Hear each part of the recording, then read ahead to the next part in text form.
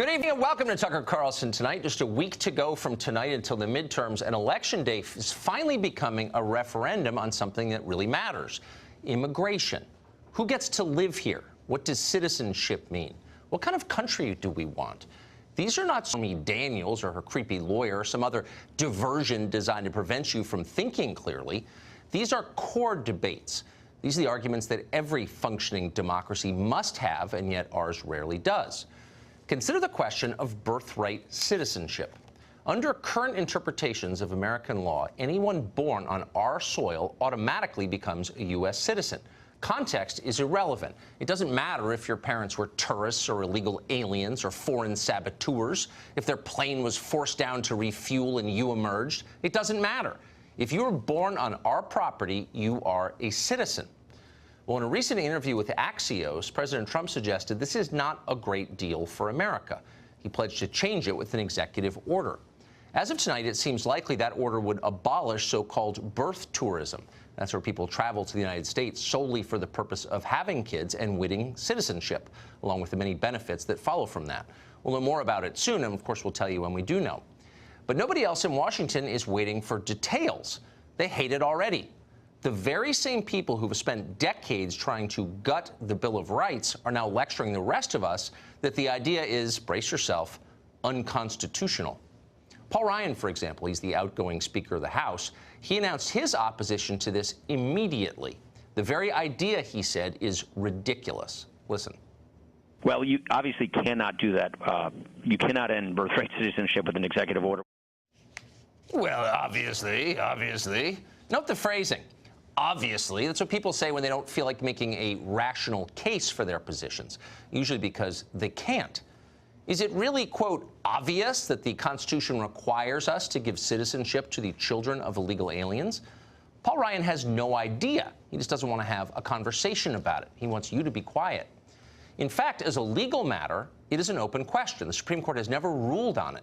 But there is ample reason to believe the law does not apply to illegal immigrants or birth tourists. Birthright citizenship arises from the 14th Amendment that was passed just 3 years after the Civil War. And it was passed to guarantee citizenship to freed slaves.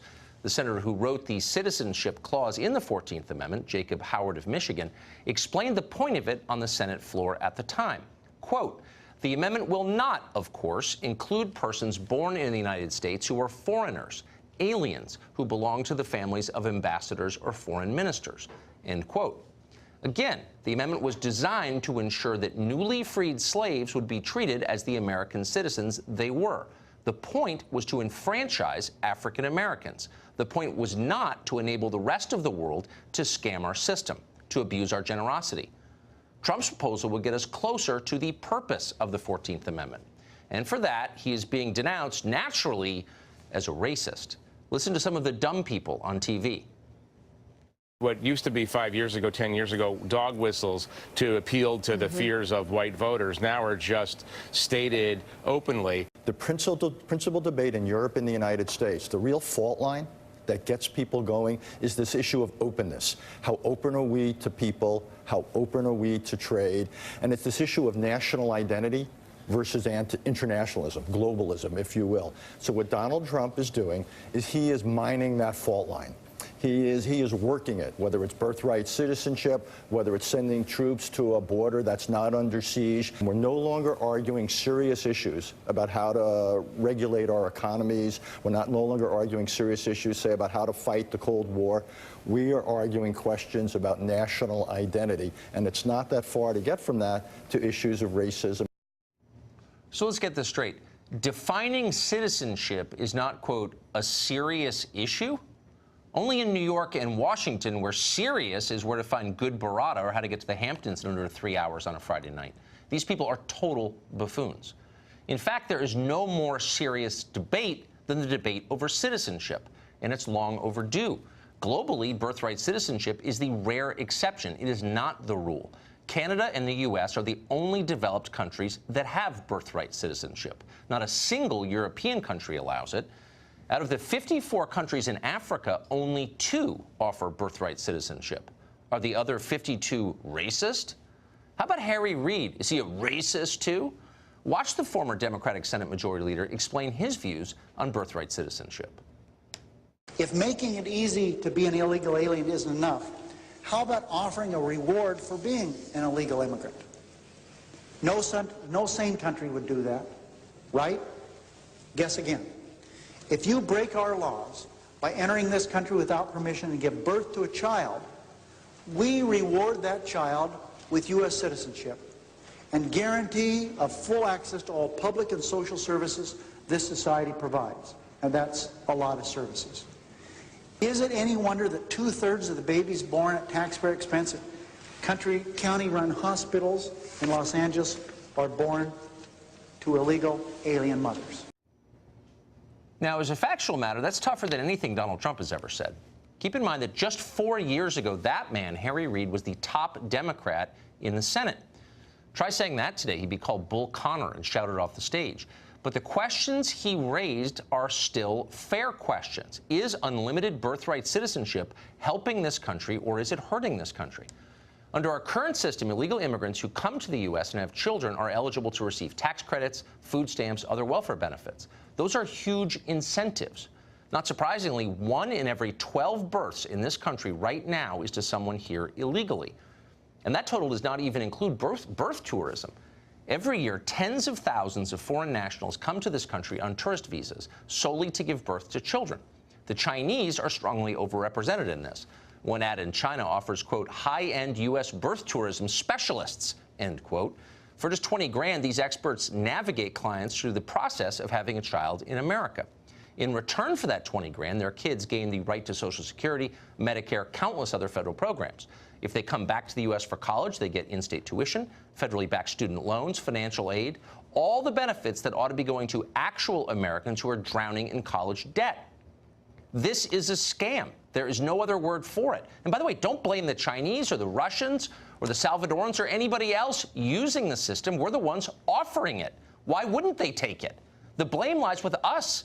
No other country would allow itself to be relentlessly exploited like this for decades. And no other leadership class would side with foreigners over its own people. And yet ours does every time. And that tells you everything. Michael Anton is a former senior national security official in the Trump administration, a lecturer at Hillsdale College, and probably the first person in this generation to raise the question of whether birthright citizenship is indeed constitutional. Thank you very much, Michael Anton. You wrote this piece that I think began this current conversation this past July. And people were stunned to find out that this was not a settled matter. Most people believe this is etched on the bottom of the Statue of Liberty, but it's not. Right. And I do want to give credit where credit's due to people that I learned these arguments from. John Eastman, yes, is a constitutional scholar and lawyer, litigator. He litigates constitutional questions. And Edward Erler, who's a student of the American founding and the Civil War era, who's done really the scholarly work on this. I learned this argument from them. They're two of my teachers. But it's true that, you know, it had kind of gone dormant for a while. Dormant? This is Flat Earth Society stuff. So everyone believes that we have a constitutional mandate to allow the children of illegal aliens to become citizens. And they base that belief on a misreading of the very first sentence of the 14th Amendment, which says all persons born or naturalized in the United States are citizens. They leave out the part in the middle, subject to the jurisdiction thereof. They either leave it out or they say subject to the jurisdiction just means you have to obey the law. Well, everybody has to obey the law. If you're a tourist coming from England or Canada or anywhere, you have to obey U.S. law while you're in the United States. That doesn't make your children a citizen or you a citizen. Subject to the jurisdiction meant something specific to the people who wrote the amendment. We know this because they said it. You read the debates over the amendment. They said it means that you don't owe allegiance to any foreign power, to anyone else. You're subject to the complete jurisdiction of the United States, which means you're not a citizen of another country. So it clearly doesn't apply to people who aren't citizens or who are born to people who aren't citizens, who are subject to the jurisdiction of another country. The Constitution is clear on that point. There's no statute that says otherwise. But decades ago, the executive branch agencies of the federal government just decided to apply this principle as if, well, we owe everyone birthright citizenship. Now, why do they do that? Why do bureaucracies typically, in our country anyway, typically act without authority? Usually it's to serve the interests of liberalism. When the administrative state starts doing something that it's not authorized to do and that no one has ever told it to do, you can bet it's not doing so for conservative reasons or for reasons that benefit American citizens. It's doing so for reasons that benefit liberalism. And that's what happened in this case. So you're hearing the argument now from the usual chorus of dumb people that this, like everything that they don't like, is racist. Right. Correct me if I'm wrong, but the purpose of this amendment was to enfranchise people who had been African Americans who'd been enslaved. Absolutely. And so, in what sense would this? I mean, does that argument even make sense? No. And I want to take it seriously. As you say, though, it's the racist is just a cudgel with which to beat up people whose arguments you don't like. So the 13th Amendment freed every slave. You had a controversy at the time where some states were saying, okay, you can free the slaves, but we have the power to make them citizens, and we're not going to do it. So Congress passed the Civil Rights Act of 1866, the same Congress, same year that drafted this amendment. That was vetoed by President Johnson. The veto is overridden, so you get 2/3 of both houses saying, freed black slaves, they are citizens. And that also says not subject to any foreign power. Well, then some of the southern states came back with, okay, well, 1857, the Supreme Court ruled in Dred Scott that no black person, even a free black person, could ever be a citizen of the United States.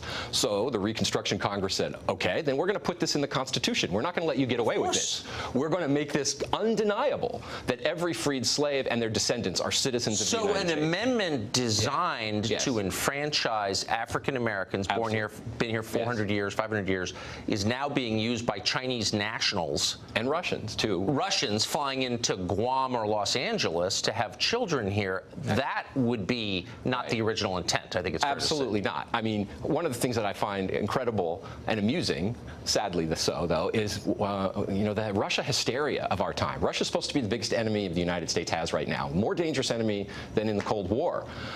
You know, we're all supposed to be almost on a war footing with Russia. Yes. And the president is criticized for saying maybe we should cool it a little bit and turn the heat down. However, we can't question the practice of Russian women flying to Miami and having their babies to get U.S. birth tours. So this supposed enemy of ours, it's a sacrosanct principle to allow them to abuse our system by giving citizenship to their children who you know, are born here, spend a couple of days, and then go back to Moscow. So the real principle that undergirds it is hurting ourselves. We're required to hurt ourselves. Hurting ourselves, and of course hurting the president. Right. I mean, of course, the Russia story is all about hurting the president. And America, masochism being the operating impulse of the left. It's bizarre. Michael Anton, who kicked this off, thank you very much. Thank you for having me. The president traveled to Pittsburgh, Pennsylvania today following the murder of 11 worshipers at the Tree of Life Synagogue in the Squirrel Hill neighborhood there. Trace Gallagher has more on what happened. Trace?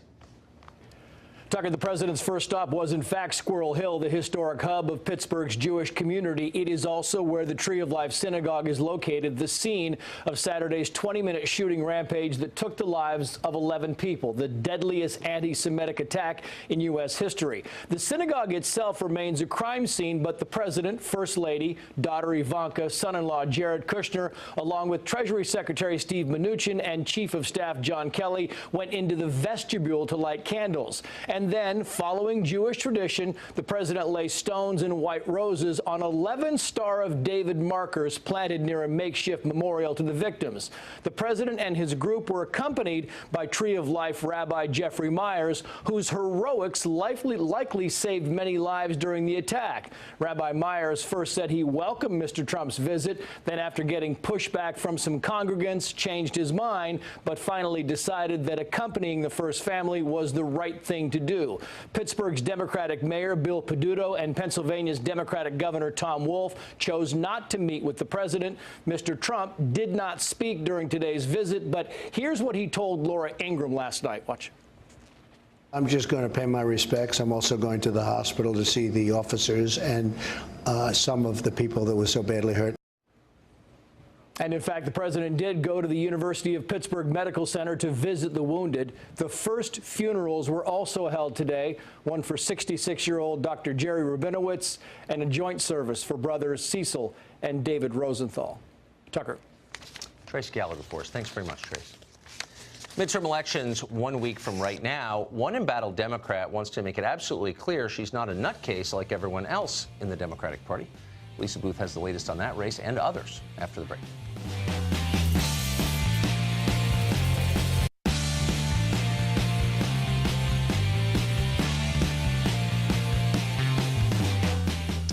Well, a week from right now, we'll be sitting on this set, reading you election returns. Bunch of races coming down to the wire, and the landscape's still unclear just 7 days out. I want to get a close look at a couple of different races tonight to get a better sense of what's about to happen. In the state of Florida, the Democratic gubernatorial candidate, Andrew Gillum, he's the mayor of Tallahassee, the one who apparently was under FBI investigation, he's decided to boost his odds by feuding with the president. He tweeted this, quote, "I heard that Donald Trump ran home to Fox News to lie about me. But as my grandmother told me, never wrestle with a pig. You both get dirty, but the pig likes it. So ignore him and vote, Florida!" Exclamation point. Meanwhile, undercover journalist James O'Keefe has a new video in which a staffer for Carlson Cinema out in Arizona says that Cinema is hiding her liberalism to deceive voters. Yeah. Because the country's not quite as crazy as the Democratic Party, even in 2018, so lie about it. That's what's happening in Missouri, perhaps, where Claire McCaskill, the incumbent senator, is disavowing the Democratic Party. Watch this.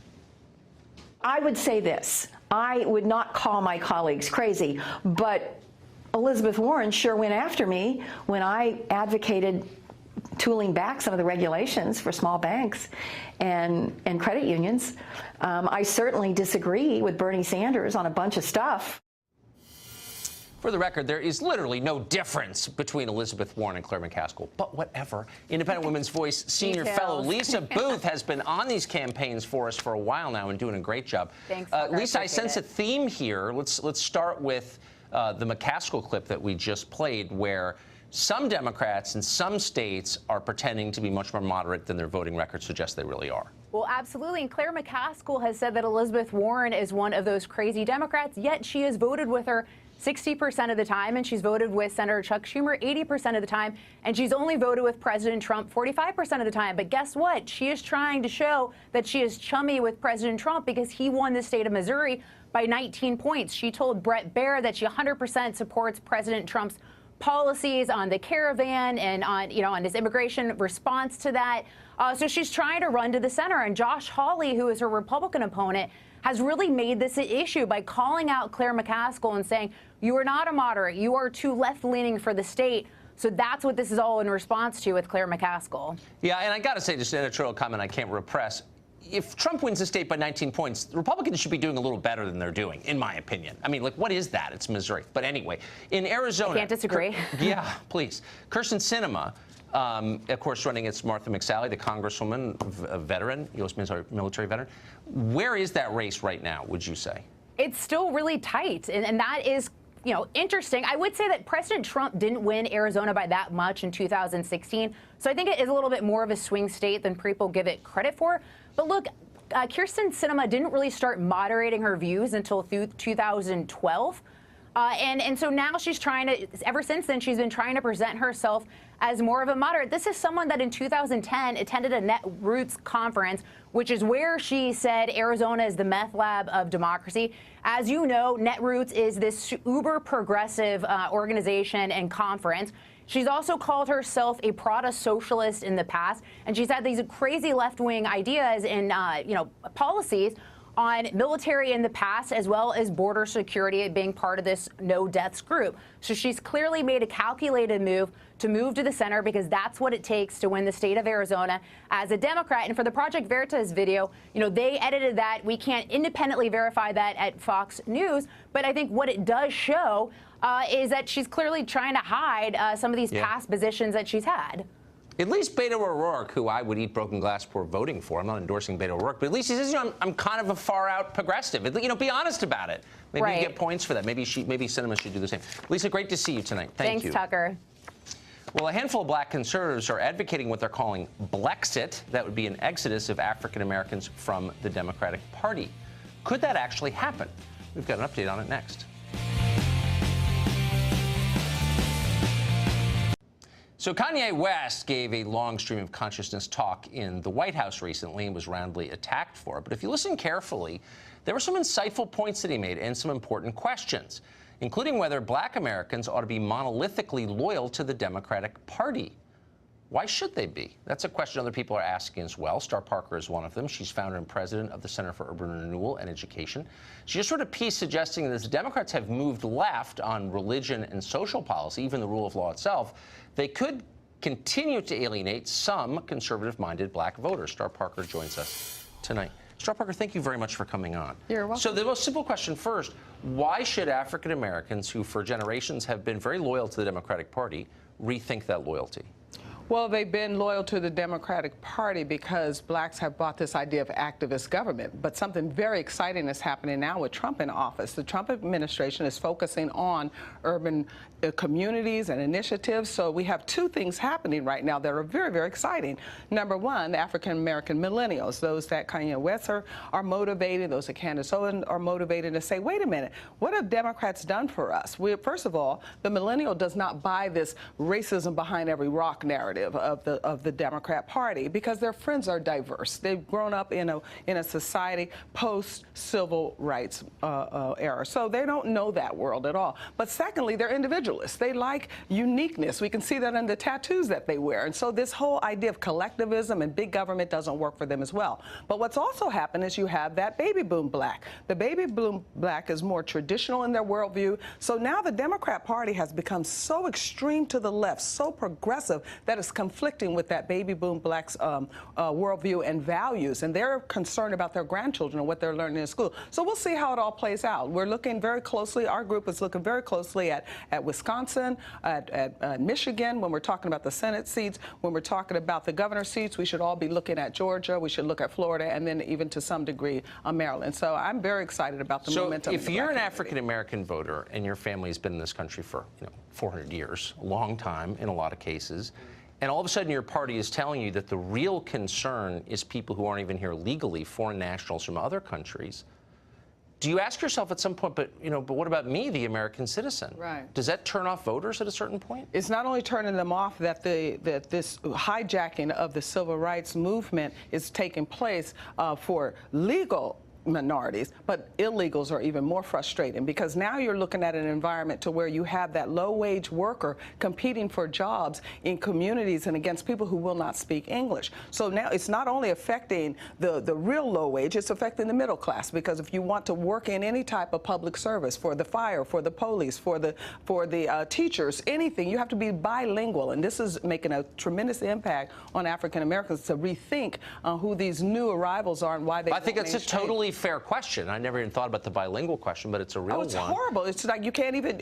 in California, for instance, you can take the driver's license test in 40 languages. But so why, I never hear Maxine Waters or any member of the CBC mention that. Why?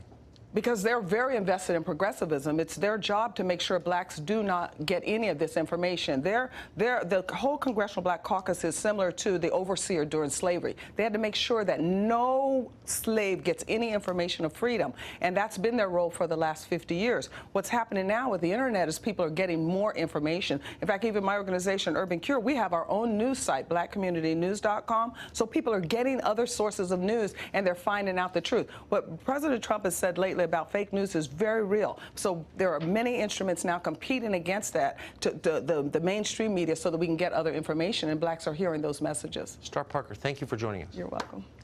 San Francisco, one of the most expensive cities in the world, could get more expensive very soon. The city may start taxing businesses hundreds of millions of dollars.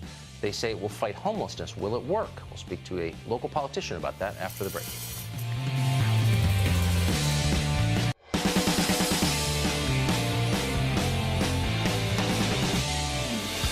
Well, it's not often covered in the news anymore, but American forces are still fighting in Afghanistan. It's been 17 years since we first sent troops there to topple the Taliban government.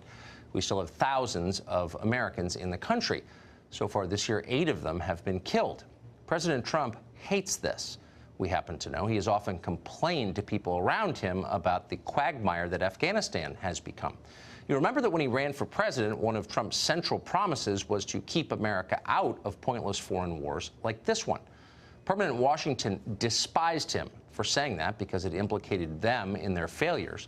But voters appreciated hearing it. And yet somehow the war in Afghanistan has continued to this day fruitlessly. That's thanks almost entirely to bullying from our thoroughly discredited foreign policy establishment. They are happy to keep things the way they are. 17 years later, though, we as a country have almost nothing to show for what we spent there, the lives and the money. The Taliban remains strong. The U.S.-backed government controls barely half of that country. This spring, the DOJ described Afghanistan as, quote, largely lawless, weak, and dysfunctional. Most depressing of all, we're no longer even aiming at any kind of military victory. The best we can hope for is a sort of stalemate that keeps the Taliban partly in power. So what is the point of all of this? Well, some people are getting rich from it. Drive through the D.C. suburbs sometime and see for yourself. But most Americans derive no benefit at all. Some families are paying the highest possible price. 2 years in, it's not too late for the president to deliver on a campaign promise he once made and end this disaster. Tomorrow might be a good day to start with that. San Francisco, one of the most expensive cities to live in or do business in, could soon get even more costly. This Tuesday, the voters in the city will consider an initiative that would implement a new tax on businesses. That money, they say, would be used to fight homelessness. If approved, the tax is expected to cost businesses in San Francisco about $300 million a year. Joe Alioto Veronese is a former member of the San Francisco Police Commission. He's currently running for DA there. He's a frequent guest on the show, and he joins us tonight. Joe, thanks very much for coming on. Thanks, a new tax to fight homelessness. How much right now does San Francisco spend already on homelessness? Well, the number they throw out is $300 million, but it's probably closer to about $1.5 to $2 billion if you take into account all the resources that each of the city departments are putting into the issue.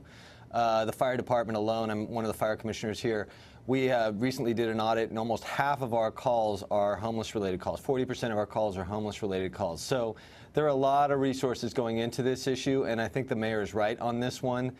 She's only been in office for about 6 months. She says no on C, which is the proposition you're speaking of.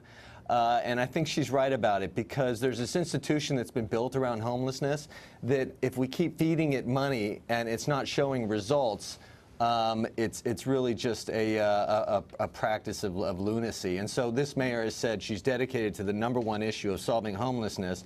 So for her to say that no on C is really a big deal, because she personally sees where this money goes. And so she's fixing this problem the way it should be solved. Well, so does every, if I could just say, I was just there last week, and the city is inherently beautiful. Obviously, you know that, but it's the filthiest place I've been in North America. That's $1 billion in. Why not do what cities have traditionally done, which is to say, you're not allowed to shoot heroin on the sidewalk or defecate in front of kids on Market Street? Wouldn't that be a good start, a zero tolerance for outrageous behavior in public?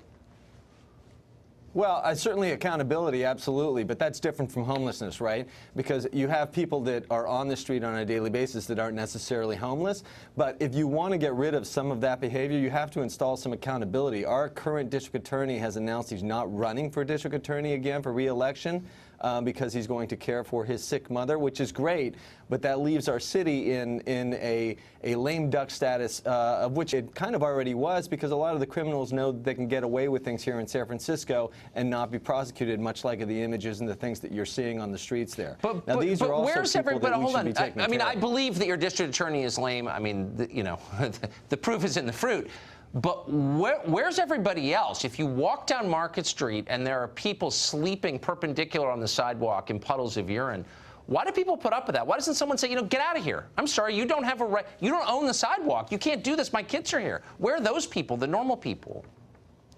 I think the people of San Francisco are fed up, and they are everywhere. And we're waiting for this new mayor to step up and do something about it. But frankly, she can't do it on her own. We need a district attorney that's going to help out as well. And the police department is starting to show some signs that they're going to step up as well under this new mayor. But the reality of it is, a lot of San Franciscans are fed up with it, and they're just throw their hands up because they can't solve the problems themselves. They expect the leadership to solve those problems. This current leadership in the DA's office is not doing it, and so that's one of the reasons why I'm running for DA. Have you thought about maybe sending a delegation to, I don't know, rural Vietnam or Burma or somewhere in Southeast Asia where the economy is 100th the size of San Francisco, but where there's none of this? And ask, why don't you have people defecating on the sidewalk? Oh, because you won't put up with Tucker, it. you don't even need to go that far. You know the Bay Area. If you go into the Presidio, just across the street from San Francisco, I spoke to some of the police officers there. They have no homelessness there. You don't see people shooting up. It's because they don't tolerate it. Exactly. The example is right in our backyard. All we have to do is look to the Presidio. because they won't tolerate it. I love that. That ought to be your campaign slogan. I'd send you money. Joe, thank you. Good to see you. Thanks. Hold on to your money, Tucker. I'm going to. I know we disagree, but I agree with that. Thanks. Well, the creepy porn lawyer has had a rough couple weeks. We've been following it very closely. That's our job. He mangled his attack on Brett Kavanaugh, but he is undeterred in his presidential bid. He's making preparations. Tons of people here in Washington are helping him. What is that? We have details after the break.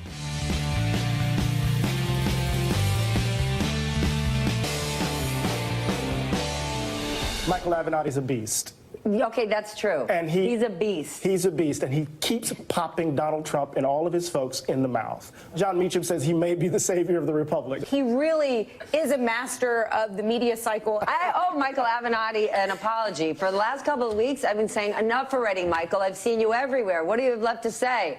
I was wrong, brother. You have a lot to say. The Democrats could learn something for you. But he has a bigger calling here. That being a lawyer is minimal compared to what he's doing. The priesthood? Whatever. He's out there saving the country.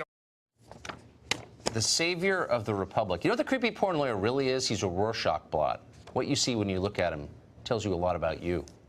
Well, he used to be a media darling, as you just saw, but in the past month, it has gotten a lot tougher to be the creepy porn lawyer. First, he failed to defame Brett Kavanaugh after accusing him of serial gang rape.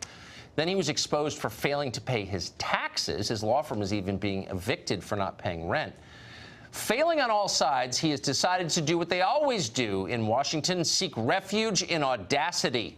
He's gearing up for a presidential run. Politico reports that the creepy porn lawyer has already assembled a team of veteran Democratic advisors, including Jack Quinn, who's quite a famous Democratic advisor here in Washington, to help him raise money, craft a message, and ultimately rule the land as president. Maybe the creepy porn president will do better than the creepy porn lawyer has done. Tammy Bruce is radio host, president of Independent Women's Voice. She joins us tonight. So, Tammy, I mean, the whole point of never using his name, which I don't even know, to be honest, at this point, is to send, obviously, the signal that we're not going to take this wholly seriously. And yet there are people in Washington, Jack Quinn, again, the famous Clinton friend and sort of an eminent guy in Washington, nice guy.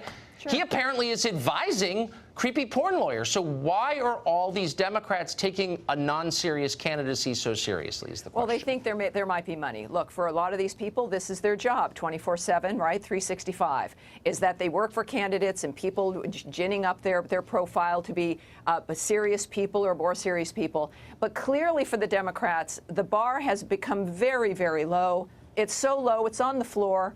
And you saw that the comments with your montage, really remarkable. If this guy, not only with the IRS having trouble losing a lawsuit from a former partner to the tune of over $4 million, his client, Stormy Daniels, been told by a judge that she has to pay Donald Trump's legal fees, having lost part of a case against him, which is now like over $300,000. So while creepy porn lawyer is elevating his profile, using these people, she is probably going to have to go bankrupt. Julie Swetnick and he are under being referred for a criminal investigation by the Senate. She's going to have to get a different lawyer as well to defend her. So he's destroying these lives and using these women. And it looks like maybe the Democratic Party is the next woman that he wants to use to get more money or to elevate himself. That's such a good point. And actually, I made that point to him in his one and only appearance on this set. And I think we have the tape. Here we go. Stormy Daniels was to perform in Richmond in a depressing strip club. This hero that you say you're protecting, you're her protector. Why is she working in seedy strip clubs while you're on television wearing expensive suits? Why are you not exploiting her? Why is she doing that? Because she wants to, Tucker. And oh, she wants to. This is America. This is America. And guess what? If a woman wants to perform in a strip club, she does so. But you're getting rich. Even though people, I'm not getting rich. How badly do you think Stormy Daniels wants to perform at strip clubs in Richmond?